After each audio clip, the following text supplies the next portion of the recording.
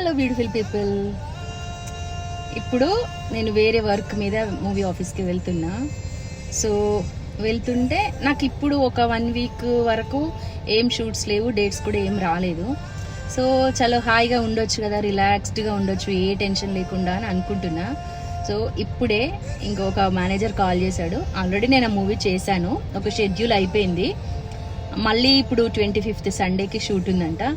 Madam మీరు అవైలబుల్గా ఉన్నారు కదా, ఇట్లా మనది 25th షూట్ ఉంటుంది, లొకేషన్ అవన్నీ పెడతాను, మీరు రావాలి మేడం అన్నారు.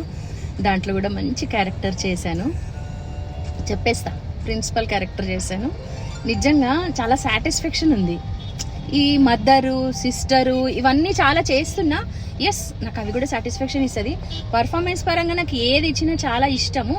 కానీ ఈ ప్రిన్సిపల్ క్యారెక్టరు చాలా చాలా చాలా నచ్చింది. ఒక గ్రాండ్ ఫాదర్తో మాట్లాడారు.